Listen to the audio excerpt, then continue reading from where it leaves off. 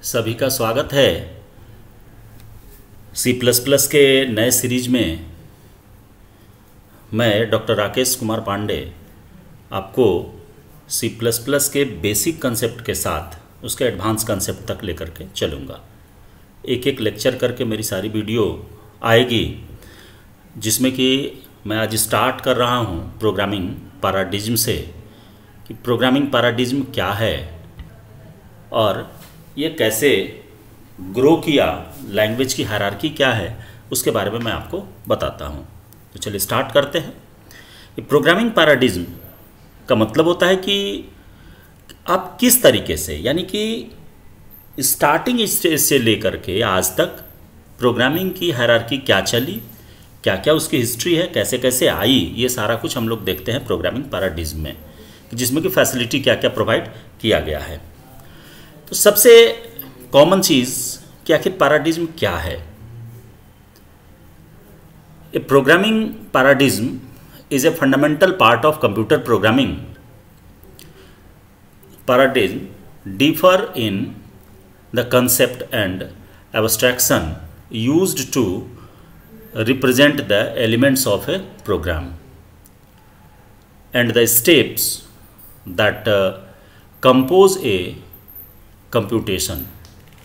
यानी कि जो जैसे फैसिलिटी स्टार्टिंग में हमें क्या थी कि टॉप डाउन अप्रोच में प्रोग्रामिंग करिए और वो एक एक line one by one left top to bottom and left to right उसका एग्जीक्यूशन होता था। तो ये जो कंसेप्ट आया, एक जगह से दूसरे जगह यदि जाना होता था तो उस समय एक ही सिर्फ कंसेप्ट था जिसको कि गो टू के नाम से आप जानते हैं। तो सिर्फ इतनी फैसिलिटी थी। तो ये स्टार्टिंग स्टेज की जो प्रोग्रामिंग का कंसेप्ट था उसको कहा गया मोनोलिथिक प्रोग्रामिंग। यानी किस पैराडिज्म में आएगा, तो ये मोनोलिथिक में आएगा। इसके बाद सेकंड स्टेज में, तो मोनोलिथिक में एक चीज़ और बता दूं आपको कि जितने भी वेरिएबल्स बनाए जाते थे वो ग्लोबल इन नेचर के होते थे। ग्लोबल इन नेचर कहने का मतलब कि टॉप में ही वेरिएबल डिक्लेयर कर दिया जाता था और उसी को पूरे प्रोग्राम में आप यूज कर सकते थे। इसके बाद जब लोगों को ये परेशानी होने लग गई कि ये जो इतना लंबा कोड हम करेंगे तो कोडिंग का जो वे होगा, कोडिंग का जो साइज होगा, ये बहुत ज़्यादा हाई होगा, बहुत ज़्यादा बड़ा होगा। कोड की लंबाई यानी कि उसका जो साइज है वो बहुत ज़्यादा हो जाएगा। तो उसको अंडरस्टैंड कर पाना, उसमें किसी भी तरह के डिबगिंग यानी बग यदि आता है तो उसको डिबग करना, ये डिफ़िकल्ट टास्क हो जाता। तो फिर लोगों ने क्या किया उस समय, उस प्रोग्रामिंग के कंसेप्ट को मॉड्यूलर अप्रोच में, प्रोसीड्यूरल के कंसेप्ट में टुकड़े में डिवाइड कर दिया। लेकिन वेरिएबल का कंसेप्ट वही रहा, यानी कि ग्लोबल वेरिएबल बनाया जाता था और उसी पर सारे मॉड्यूल्स उस वेरिएबल्स को एक्सेस करते थे, सारे प्रोसीड्यूर उस वेरिएबल्स को एक्सेस करते थे और then input output process entire operation उसी वेरिएबल पर हुआ करता था। और एक से दूसरे में ट्रांसफ़र होने के लिए आपके पास जैसे गो टू था ही, तो गो टू एज यूजुअल रहा। यानी कि हम सिंपली ये कह सकते हैं कि मोनोलिथिक में चेंजेज सिर्फ इतना ही किया गया कि उसको टुकड़े में डिवाइड कर दिया गया, तो उसको कहा गया प्रोसीड्यूरल प्रोग्रामिंग। देन जब उससे भी नहीं हुआ तो यहाँ पर बात आई कि आखिर हम वेरिएबल अपने रिक्वायरमेंट के हिसाब से हर एक फंक्शन में कैसे डिफाइन करें।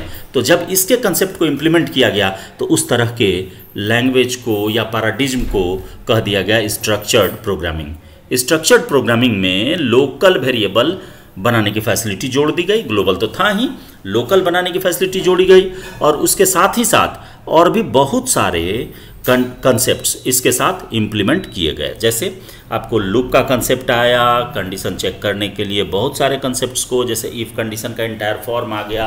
तो ये इस तरीके से करके बहुत सारा चीज़ इसके साथ जोड़ा गया। इवन कि यूजर डिफाइंड डेटा टाइप के रूप में स्ट्रक्चर तक को इसके साथ जोड़ा गया। देन स्ट्रक्चर तक में, यानी कि स्ट्रक्चर्ड प्रोग्रामिंग के अंदर, प्रोग्रामिंग पैराडिज्म के अंदर सिक्योरिटी नहीं थी।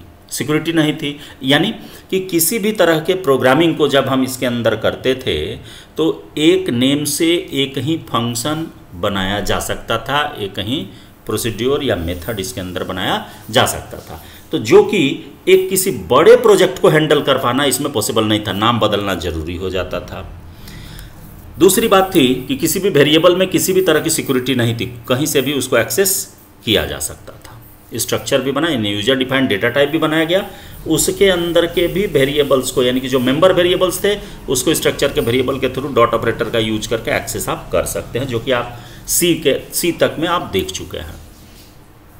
तो इसमें सिक्योरिटी के कंसेप्ट को इम्प्लीमेंट करने और उसके साथ ही साथ रीयूजेबिलिटी के फीचर को इम्प्लीमेंट करने का जो कंसेप्ट लोगों के दिमाग में चला, तो वो एक नए पैराडिज्म को जन्म दिया जिसको कहा गया ऑब्जेक्ट ओरिएंटेड प्रोग्रामिंग। यानी कि ऑब्जेक्ट ओरिएंटेड, ऑब्जेक्ट क्या है? ऑब्जेक्ट एक रिप्रेजेंटेटिव है जो किसी क्लास को डिनोट करता है, यानी small entity of a class is called object. और हम जो ऑपरेशन करेंगे यानी ओरिएंटेशन होगा किस पर होगा? ऑब्जेक्ट पर होगा, वेरिएबल पर नहीं होगा। इसलिए इसका नाम पड़ा क्या? Object oriented programming. तो इस पैराडिज्म को बताने के पीछे रीजन यही था कि हम कहाँ आना चाह रहे हैं, किस स्टेज पर आना चाह रहे हैं, ये आपको समझना होगा। तो अब बात आती है ऑब्जेक्ट ओरिएंटेड प्रोग्रामिंग की। तो चलिए हम लोग आगे बढ़ाते हैं। तो ऑब्जेक्ट ओरिएंटेड प्रोग्रामिंग क्या है? कि object oriented programming is a programming paradigm using objects, data structures consisting of data fields and methods together with their interaction to design applications and computer programs. Programming techniques may include features such as data abstraction, encapsulation, data hiding, message passing, modularity, polymorphism, and inheritance. Many modern programming languages now support OOP, object oriented programming, like JavaScript है, C++ है, जावा है and Python है। तो ये object क्या? Object पर orientation, यानी क्या हो गया? वो ऑब्जेक्ट ओरिएंटेड हो गया, यानी कि each and every object can contribute, यानी कि उसका कंट्रीब्यूशन होता है, कैन कंट्रीब्यूट क्या? Own effort for performing any task, किसी भी टास्क को पूरा करने में जो अपना एफर्ट देता है। तो इस तरह के कंसेप्ट को लेकर के आया कौन? Object oriented programming. तो इसमें है कि इसके फीचर्स क्या है, या जनरली हम उसको की कंसेप्ट के नाम से भी कह सकते हैं कि की कंसेप्ट्स ऑफ OOP। तो देखिए नॉर्मल सा है, मैंने इसको पिक्टोरियल फॉर्मेट सिर्फ दे दिया है और ये कुछ नहीं है, ये कोई डिजाइनिंग नहीं है, ये सिर्फ पिक्टोरियल फॉर्मेट है। जैसे OOP के यदि फीचर्स को देखें या कंसेप्ट को देखें तो हम ये कह सकते हैं कि इसकी जो प्रॉपर्टी आएगी वो आएगी encapsulation, abstraction, data hiding, class, object, inheritance, polymorphism,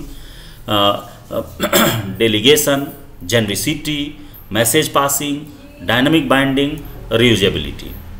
ये कॉमन प्रॉपर्टीज़ हैं जिसको कि आपको जानना पड़ेगा। चूंकि ऑब्जेक्ट ओरिएंटेड प्रोग्रामिंग का इम्प्लीमेंटेशन C++ में हुआ है, तो इसलिए इसके बेसिक कंसेप्ट को आपको दिमाग में रखनी होगी। यदि आप ये समझ जाते हैं तो आगे चल करके ये जो भी आपको कंपोनेंट्स दिख रहे हैं ये सारे यूज होंगे, और हर एक पॉइंट पर हर एक चीज़ को बताना वो पॉसिबल नहीं हो पाता है। तो इसलिए इन सारे को एक ही जगह में बाइंड कर दिया इस वीडियो में। तो वन बाय वन चलिए इसको डिफाइन करते जाते हैं और आपको बताते चले जाते हैं। तो सबसे पहला इनकैप्सुलेशन है। इनकैप्सुलेशन किसको कहते हैं? आप जानते भी हैं कि जब हम लाइन ऑफ कोड को पेयर ऑफ कर्ली ब्रेस से बाइंड करते हैं तो इसी बाइंडिंग के प्रोसेस को ही क्या कह देते हैं? इनकैप्सुलेशन कहते हैं। तो नॉर्मली इसको यदि हम डिफाइन करें तो हम यही कह सकते हैं कि encapsulation is a mechanism that allows us to bind data and functions of a class into an entity. It protects data and functions from outside interference and misuse. Therefore, it also provides security. तो जब हम bind कर देंगे line of code को तो वो line of code उस curly brace के बाहर एक्सेसिबल नहीं होगा, तो वो क्या हो गया? प्रोटेक्ट हो गया। यानी कि यदि हम कोई वेरिएबल डिक्लेयर करें किसी कर्ली ब्रेस के अंदर, तो वो वेरिएबल सिर्फ और सिर्फ उसी कर्ली ब्रेस के अंदर यूजेबल होगा।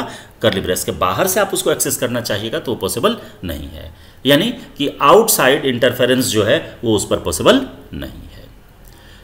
अब बात आती है एब्स्ट्रैक्शन की, सेकंड जो प्रॉपर्टी थी इसकी। तो एब्स्ट्रैक्शन क्या है? तो देखिए एब्स्ट्रैक्ट टाइप जो हो गया, तो सिंपली हम लोग एक कंसेप्ट लेकर के चलते हैं कि user defined type is called abstract type, लेकिन यहाँ पर एब्स्ट्रैक्शन है, डेटा एब्स्ट्रैक्शन। तो डेटा एब्स्ट्रैक्शन क्या कि जो डिटेल डिस्क्रिप्शन को छिपाए, यानी कि जो काम के लायक सिर्फ इंफॉर्मेशन है उतना ही दिखाए, लेकिन रेस्ट इंफॉर्मेशन को क्या करे, हाइड कर दे, छिपा दे, तो उसको हम लोग कहते हैं एब्स्ट्रैक्शन। तो abstraction refers to providing only essential information to the outside world and hiding their background details, कि जो उसका बैकग्राउंड डिटेल है उसको ये कभी शो नहीं करेगा। तो इसको इम्प्लीमेंट करते हैं तो क्या है कि क्लास के अंदर यदि कोई भी वेरिएबल आप बनाते हैं तो उसका साइज क्या है, क्या डेटा टाइप है, क्या नाम है, इससे हमको कोई मतलब नहीं होता। ऑब्जेक्ट के थ्रू हम सिर्फ और सिर्फ उसके पब्लिक मेथड को कॉल करते हैं और वो ऑटोमेटिक इंटरनली उन सारे को कॉल कर लेता है। तो जो डिटेल डिस्क्रिप्शन है वो क्या रहता है, मेरा छिपा रहता है। इसके बाद तीसरी प्रॉपर्टी जो इसकी आती है वो आती है डेटा हाइडिंग की। तो डेटा हाइडिंग क्या है? तो डेटा हाइडिंग मतलब हो गया कि जैसे हम कोई भी वेरिएबल यदि या मेथड बनाते हैं किसी क्लास के अंदर, तो उसको हम यदि प्रोटेक्टेड या प्राइवेट सेक्शन में डिक्लेयर कर देते हैं, इवन कि पब्लिक में भी डिक्लेयर कर देंगे, तो उस क्लास के बाहर वो एक्सेसिबल डायरेक्टली नहीं होगा। पब्लिक वाला तो एक्सेस हो जाएगा ऑब्जेक्ट के मदद से, लेकिन जो भी डेटा प्रोटेक्टेड या प्राइवेट सेक्शन के अंदर डिक्लेयर्ड होगा वो कभी भी एक्सेसिबल नहीं होगा। तो ये क्या करता है, डेटा हाइड करता है। या सिंपली आप समझिए कि एक कर्ली ब्रेस के अंदर कोई वेरिएबल बना देंगे, तो अभी जस्ट हमने बताया था इनकैप्सुलेशन के अंदर कि वो बाहर एक्सेसिबल नहीं होगा। कर्ली ब्रेस के बाहर उस वेरिएबल को खोजिएगा तो वेरिएबल अवेलेबल नहीं होगा।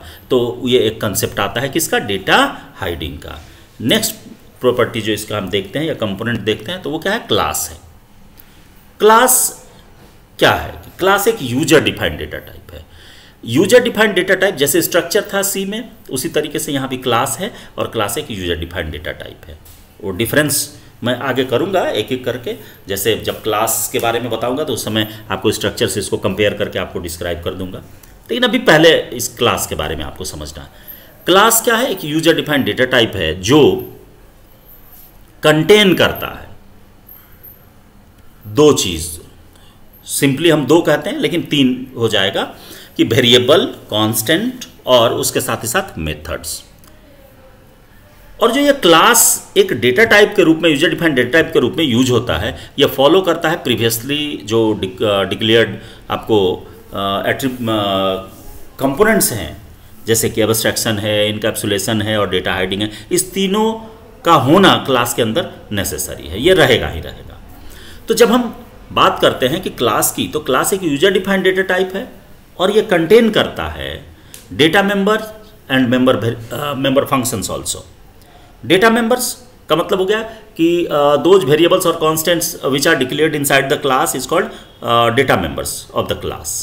एंड मेंबर फंक्शंस यानी कि those functions which are declared inside the class for performing the operation on the variables और constants which are declared inside the class. उस क्लास के अंदर जो डिक्लेयर वेरिएबल है, उसके कॉन्स्टेंट्स हैं, उन सारे पर जो ऑपरेशन को परफॉर्म करने के लिए हम यूज करते हैं फंक्शन को, जो कि क्लास के अंदर ही डिक्लेयर्ड है, उन सारे फंक्शंस को हम क्या कहेंगे, मेंबर फंक्शन कहते हैं। तो सिंपली इसको यदि हम डिस्क्राइब करें, सिंपल टर्म दें, तो हम ये लिख सकते हैं कि क्लास इज ए ब्लूप्रिंट और template of an object. It is user defined data type. Inside a class we define variables, constants and member functions and other functionalities. It binds data and functions together in a single unit. Binding का मतलब ये तो आपको बताएं, encapsulate कर देता है। It does not consume memory at run time. Class कभी भी मेमोरी कंज्यूम नहीं करेगा। ये वेरिएबल उसके अंदर हम डिक्लेयर करते हैं, लेकिन वो मेमोरी तब कंज्यूम करेगा जब उसका ऑब्जेक्ट बनेगा। तो ये रन टाइम में कोई भी मेमोरी कंज्यूम नहीं करेगा। जब तक ऑब्जेक्ट नहीं बनेगा तब तक ये मेमोरी का कंजम्पशन नहीं होता है। Note that classes are not considered as a data structure, it is a logical entity, it is the best example of data binding. Note that a class can exist without any object but vice versa is not possible. Class के बिना object नहीं बनेगा, लेकिन object के बिना class तो बन सकता है. बिना क्लास का ऑब्जेक्ट की परिकल्पना हम नहीं कर सकते हैं. दिमाग में बैठा लीजिए, मैं एक वर्ड यूज कर दिया परिकल्पना, यानी कि हम ये सोच नहीं सकते हैं कि ऑब्जेक्ट बनेगा जब तक क्लास नहीं होगा. लेकिन हम क्लास बना सकते हैं, उसका ऑब्जेक्ट नहीं बनाएंगे कोई दिक्कत नहीं है, चलेगा, क्लास रहेगा. लास्ट लाइन यही है कि उल्टा पॉसिबल नहीं है. अब इसके बाद नेक्स्ट प्रॉपर्टी यदि देखते हैं तो उसमें बात आती है ऑब्जेक्ट की. ऑब्जेक्ट आपको, जैसा कि मैंने पीछे ही आपको बताया कि ऑब्जेक्ट क्या है कि combination of properties and behaviour of a class is called object, या small entity of a class is called object. तो ऑब्जेक्ट एक्चुअल में वेरिएबल है किसका? क्लास का. ये कंटेन करता है जो जितना भी डेटा मेंबर्स है उन सारे के साइज को जोड़ करके जैसा उसका टाइप होगा उसके अकॉर्डिंग मेमोरी का कंजम्पशन यही करता है. क्लास डिक्लेयर करेंगे वो मेमोरी कंज्यूम नहीं करेगा, लेकिन ऑब्जेक्ट यदि किसी भी क्लास का बनाएंगे तो ये मेमोरी कंज्यूम करेगा. ये उस क्लास के अंदर डिक्लेयर्ड जितने भी पब्लिकली डिक्लेयर्ड, चाहे वो मेथड हो या वेरिएबल्स हैं या कॉन्स्टेंट्स हैं, उन सारे को डॉट ऑपरेटर की मदद से कॉल कर सकता है. तो सिंपली यदि इसको डिफाइन करें तो ये हम कह सकते हैं कि an object is a real world entity that has attributes, behaviours and properties. It is refer to as an instance of the class. It contains member function, variables that we have defined in the class. जो भी class के अंदर हम define करेंगे उसको ये contain करेगा. It occupies space in the memory. Different objects have different states or attributes and behaviors. Next यदि हम देखें तो इसकी प्रॉपर्टी हम लेकर के चलेंगे इनहेरिटेंस की. इनहेरिटेंस क्या है? इनहेरिटेंस जो इनहेरिट करे, जैसे आप फादर की संपत्ति आपकी संपत्ति हो जाती है, तो दैट मीन्स कि आप इनहेरिट कर रहे हैं फादर को. तो एक कोई क्लास है, पहले से बना हुआ क्लास है, उस क्लास के अंदर प्रॉपर्टी और मेथड्स दोनों, यानी कि वेरिएबल और फंक्शन दोनों डिक्लेयर्ड है. और जब कोई नया क्लास बना और उस पहले वाले एग्जिस्टिंग क्लास से डिराइव होकर के बना, तो उसके सारी प्रॉपर्टी और बिहेवियर को ये गेन कर लेता है.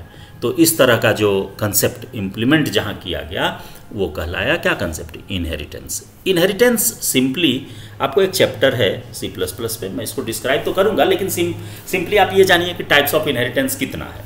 तो टाइप्स ऑफ इनहेरिटेंस के केस में यदि हम देखते हैं तो टाइप्स ऑफ इनहेरिटेंस आपका 6 है. Single inheritance, multi level inheritance, multiple inheritance, hierarchical inheritance, hybrid inheritance and multipath inheritance. मैं वन बाय वन इसको डिफाइन करूंगा, एक एक प्रोग्राम के साथ में करूंगा, लेकिन इनहेरिटेंस के चैप्टर में. तो यहाँ पर देखिए दो कंसेप्ट आएगा. एक कहलाएगा कि जो एग्जिस्टिंग क्लास है, पहले से जो बना हुआ क्लास, और एक है कि जो न्यूली क्रिएटेड क्लास है जो एक्सटेंशन से बना है. तो जो बेस क्लास है, पहले से जो क्लास क्रिएटेड है, एग्जिस्टिंग क्लास जो है, उसको हम लोग टर्म देते हैं कि क्या ये बेस क्लास है या पेरेंट क्लास है, या एंसेस्टर क्लास उसको हम कहते हैं. और जो न्यूली क्रिएटेड क्लास होगा उसको डिराइव क्लास कहते हैं, या चाइल्ड क्लास कह सकते हैं, या सब क्लास कहेंगे. तो ये टर्म्स हम यूज करते हैं उन क्लास के लिए. तो सिंपली यदि इसको डिफाइन करें तो हम यही लिख सकते हैं. देखो एक चीज़ और मैं भूल गया इसमें बताना, मैं आपको बता दूं कि इनहेरिटेंस रीयूजेबिलिटी के कंसेप्ट को इंप्लीमेंट करता है. रीयूज बार बार जिसको हम यूज कर सकें. तो किसी भी मेथड या वेरिएबल को जो कि ऑलरेडी एक बार डिक्लेयर किसी क्लास के अंदर हो गया, तो इनहेरिट करके हम उसको बार बार यूज कर सकते हैं. तो इसीलिए हम ये कह सकते हैं कि इनहेरिटेंस जो है ये फीचर प्रोवाइड करता है हमको किसका? रीयूजेबिलिटी का. तो इसको यदि डिफाइन करें तो हम ये लिख सकते हैं कि inheritance is one of the most striking feature of object oriented programming. Inheritance is the process by which one class can acquire the properties of another class. The new class known as subclass or derived class inherit attributes and behavior of the pre-existing classes which are referred to as superclasses. या इसी को ancestor class just मैं आपको बताया अभी. The inheritance relationships of classes gives rise to hierarchy. Hierarchy को क्या करता है, ये बढ़ाता है, बढ़ाते चला जाता है. सुपर क्लास या बेस क्लास और parent class is a class from which other classes are derived. The classes that are derived from a super class are known as child classes. Derived classes और sub classes, जैसा कि मैं आपको अभी just बता चुका हूं. अब बात आती है पॉलीमॉर्फिज्म की. पॉलीमॉर्फिज्म क्या है? पॉलीमॉर्फिज्म देखो, ये आपको दो वर्ड से, दो ग्रीक वर्ड से मिला, पॉली और मॉर्फस, यानी मॉर्फिक. तो पॉली मतलब होता है मैनी और मॉर्फस एक्चुअल वर्ड है जिसका मतलब होता है फॉर्म्स. तो यहाँ पर पॉलीमॉर्फिज्म का मतलब क्या है कि जैसे देखिए कि कोई भी एक नेम है, उस नेम के बहुत सारे स्टूडेंट हो सकते हैं. तो ये क्या कहलाएगा? ये ओवरलोडिंग कहलाएगा. कि हम सपोज करो कि अमित नाम से कॉल किया और क्लास में 3 बच्चे हैं और तीनों का नाम अमित है, तो सभी लोग कहेंगे जी. तो यहाँ पर ये क्या हो गया? ओवरलोड हो गया. तो इसी को सॉल्व करने के लिए कि तीनों जी नहीं कहें, हम लोग क्या करते हैं कि उसके टाइटल को उसके साथ लगा देते हैं कि अमित सिंह, अमित मंडल, अमित रजक. तो ये जो टाइटल हम लोग यूज करते हैं, तो ये क्या, ये उसका पैरामीटर है जो कि ये डिस्टिंग्विश करता है कि हम किसको कॉल कर रहे हैं. तो ये पैरामीटर्स कहलाते हैं. तो जब फंक्शन का नेम सेम हो जाए और पैरामीटर डिफर करे तो वहाँ पर एक कंसेप्ट इंप्लीमेंट हो गया. वो क्या कहलाया? Function overloading. तो ये एक पॉलीमॉर्फिज्म का पार्ट है. पॉलीमॉर्फिज्म 2 तरह का होता है, एक कंपाइल टाइम पॉलीमॉर्फिज्म और एक होता है run time polymorphism. Compile time polymorphism 2 तरह का है, एक को कहते हैं फंक्शन ओवरलोडिंग और एक को कहते हैं ऑपरेटर ओवरलोडिंग.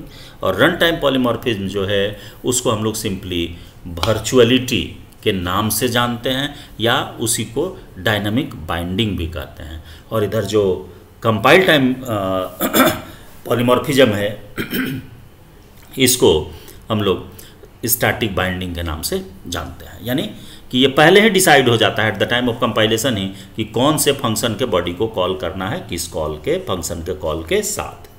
तो इसलिए इसका नाम दे दिया गया स्टैटिक बाइंडिंग. तो सिंपली इसको यदि जो डिफिनेशन हम दें, साधारण भाषा में कहे कि पॉलीमॉर्फिज्म क्या है, तो हम ये कह सकते हैं कि the word polymorphism is derived from 2 Greek words, poly which means many and morphos which means forms. So polymorphism means the ability to take many forms. Polymorphism can be defined as ability to use the same name for 2 or more related but technically different tasks. In other words, polymorphism can be defined as one interface that can use to perform related but different tasks. यानी अलग अलग तरह के काम को एक ही है, लेकिन वो क्या करता है नेचर के अनुसार यानी समय के अनुसार क्या करता है, अपना अपना काम बदल लेता है. नाम सेम रहा लेकिन पैरामीटर उसका क्या करेगा, डिफर करेगा. इसको मैं डिस्क्राइब करूंगा, एक चैप्टर फुल चैप्टर है C++ का. इसके बाद बात आती है डेलीगेशन की. डेलीगेशन क्या, देखो आपको मैं बता दूं, इनहेरिट जो हमने किया तो वहाँ एक रिलेशनशिप स्टेबल हुआ.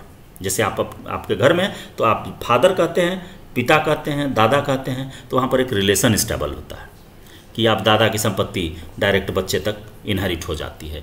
तो उसी तरीके से डेलीगेशन भी जो है ये भी एक रिलेशन को स्टेबल करता है, यानी ये भी एक टाइप का रिलेशनशिप है. लेकिन ये रिलेशनशिप क्या है, तो इसको हम लोग कहते हैं कि जैसे मान लो आपका पड़ोसी है, आपका कोई नहीं है, ब्लड रिलेशन उससे नहीं है, कोई रिलेशन डायरेक्टली नहीं है, लेकिन बगल में रहते रहते आपसे एक रिलेशन स्टेबल हो जाता है, भैया चाचा आपको कहने लग जाता है. तो वहाँ पर जो रिलेशनशिप स्टेबल होता है, 2 अलग अलग क्लास है यानी कि 2 अलग अलग लोग हैं और उस दोनों के बीच में भी एक रिलेशन स्टेबल होता है. तो इस तरह के रिलेशन को हम लोग कहते हैं डेलीगेशन.